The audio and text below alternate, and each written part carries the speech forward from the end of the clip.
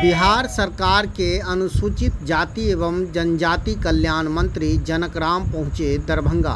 11 साल की बच्ची संध्या की छोटी बहन ने मंत्री जी के सामने खोली कई राज। नमस्कार, आप देख रहे हैं दरभंगा तक, हमेशा सत्य की तलाश में। 11 साल की बच्ची संध्या की रहस्यमय तरीके से हुई मौत। 3 दिन बीतने के बाद बिहार सरकार के मंत्री जनक राम पहुँचे श्रीराम पिपरा। मृतिका के परिजन से मिले और उन्हें न्याय का भरोसा दिया।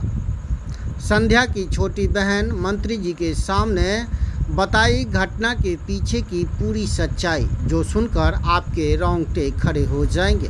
रहस्यमय मौत की क्या है सच्चाई, इसका पर्दा उठना अभी बाकी है। पोस्टमार्टम रिपोर्ट आने के बाद ही पता चल पाएगा घटना की क्या है पूरी सच्चाई। अगर आपके भी बच्चे ऐसे विद्यालय में पढ़ाई कर रहे हैं तो आपको भी चौकन्ना रहने की आवश्यकता है। खबर को लेकर क्या है आपकी प्रतिक्रिया, कमेंट बॉक्स में ज़रूर लिखें। आप किसी भी घटना दुर्घटना की जानकारी चैनल के दिए गए नंबर पर दे सकते हैं। बने रहिए दरभंगा तक में। संध्या की छोटी बहन एवं बिहार सरकार के मंत्री जनक राम ने क्या कुछ कहा है, सुने विस्तार से। अच्छा, किचन में मार रहा था लोग?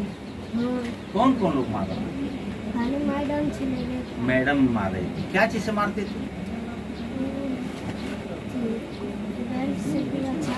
अच्छा, मारते वक्त आप देखे थे कि कोई बताया कि बेल्ट से पीटा जा रहा? अच्छा, भगा देते। अच्छा, कैसे देख रही थी? दरवाजा से या खिड़की से? क्या? लुका के देख रही। अच्छा, छुप करके देख रही थी, लुका करके देख रही थी। अच्छा, तो पीट रही थी वो? अकेले मैडम थी और कोई साथ में था उसका? कोई नहीं था। तो दीदी तो चिल्ला रही होगी? चिल्लाती नहीं थी? अच्छा, तो के गर्दन पर लग दो मरा दल के छा तो मर गेले तो फांसी में लटका के चल गेले। चौकी से चौकियान के घेर दल। अकेले महिला वो वार्डन थी और कोई था साथ में? अकेले थी। तो गेलिए छा ना, सब बच्चा गेलिए, सब बच्चा डर से बेहोश हो गए। उसके बाद क्या हुआ बाबू? आप भाग गई वहाँ से? भगा दिया लोग कि अपने से भाग गए? भगा दिया। अच्छा, आपको लोग भगा दिए। कौन भगाया आप? रेखा मैडम टीचर हैं? वार्डन। अच्छा, वार्डन जो मार रही थी वही आपको भगा दी? तब सब बच्चा के लिए बोल गया तो सब बच्चा देख के डर से सब भी मुझे पूर्णतः आपके ऊपर भरोसा है, आपके ऊपर कोई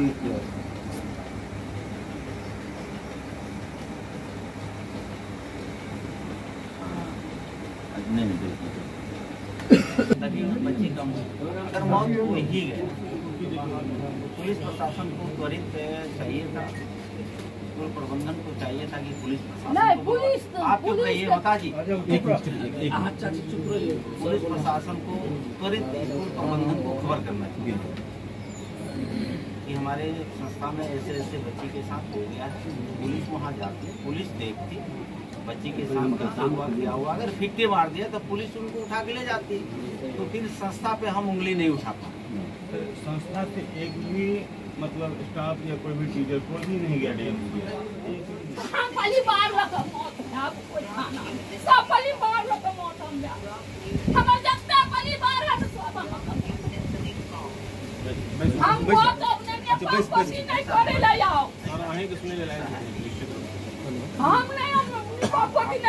बहुत बच्चा हम जी के की करब? पुलिस हमरा की कहै नहीं देखे देला, बच्चा बेहोश भए गेल। सब बच्चा बेहोश भए गेल। मुँह से जे हम आवाज न दी हमर बच्चा कहाँ है, केना मारि देलक, तो हमरा डंटा उठेली। एक लबद नहीं पुलिस से सब बच्चा बेहोश भए गेल। हाँ, तो तैयो ओहिमे एक आदमी कहलकै जे अच्छा देखे दियो तो गेल तो आदमी के तो नहीं पहचाने, एक आदमी एना के से हटा देलकै कनिक तो तनी देख लेलिए, हम जे बाहर भेलिए तो कहते भागो भागो। कहना क्या है, दुख की घड़ी में हम लोग परिवार के कुछार के लिए आया हूँ और सरकार के अनुसूचित जाति जनजाति कल्याण विभाग मेरे कंधे पर ये जवाबदेही दायित्व है। दुख के साथ मुझे कहना पड़ रहा है कि दीपक जी की पुत्री है और उनकी पुत्री कस्तूरबा विद्यालय में जो पढ़ती थी। परिवार के लोग बता रहे हैं कि उस बेटी के साथ, लड़की के साथ कहीं ना कहीं अप्रिय घटना के पीछे वहाँ के वार्डन कहाँ थे, जैसे परिवार के लोगों ने बताया।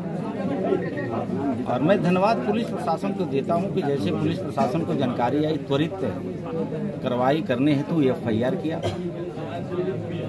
एफआईआर में जो भी दफा लगना चाहिए लगा है और पुलिसिया कार्रवाई भी हो रही है।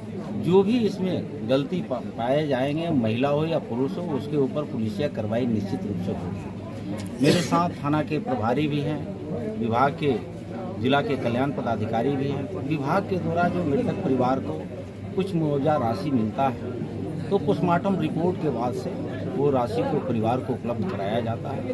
वो भी कुछ क्षण में, कुछ घंटों में पोस्टमार्टम रिपोर्ट आने के बाद से उपलब्ध हो जाएगा। और जो दोषी होंगे उनके ऊपर पुलिसिया कार्रवाई होगी, कानून के सलाखों में वो जाएंगे।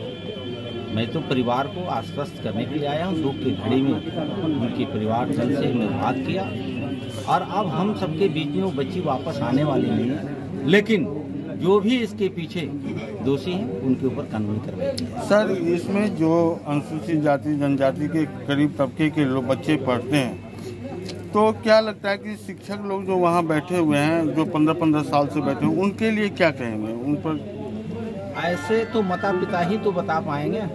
अभी उस पर चर्चा हमने किया कि प्राइवेट स्कूल चलता है तो उसके पेरेंट्स की मीटिंग बुलाते हैं वहाँ के प्रधानाचार्य। उसी तरह सरकारी स्कूल भी गरीब के बच्चों को स्थिति को सुधारने के लिए, समाज को शिक्षित बनाने के लिए, देश दुनिया में उनके माली हालात को सुदृढ़ करने के लिए बच्चों को पढ़ना अति आवश्यक होता है। तो जब बच्चे स्कूल में जा रहे हैं और जैसे आपने कहा कि वहाँ के शिक्षक प्रबंधन या शिक्षक गण वहाँ बैठे रहते हैं, बच्चों को पढ़ाते नहीं है, तो वहाँ जिनके बच्चे पढ़ रहे हैं उन गार्जियनों को चाहिए कि उच्च स्तरीय विभाग में एक आवेदन दें, जांच करवाएं कि वहाँ के शिक्षक गण या व्यवस्था ठीक से नहीं है तो कार्रवाई होती। लेकिन कहीं न कहीं आपके हमारे कहने से नहीं, जिनके बच्चे उस स्कूल संस्था में पढ़ रहे हैं उन गार्जियनों को भी थोड़ा सा पैनी नजर रखने की आवश्यकता है। जो कल्याण विभाग के पदाधिकारी हैं, क्या वो वस्तु रूप से कभी गए हैं, विद्यालय का निरीक्षण किया है? कल्याण विभाग के पदाधिकारी कस्तूरबा विद्यालय में जाने के लिए अधिकृत नहीं है। अनुसूचित जाति जनजाति कल्याण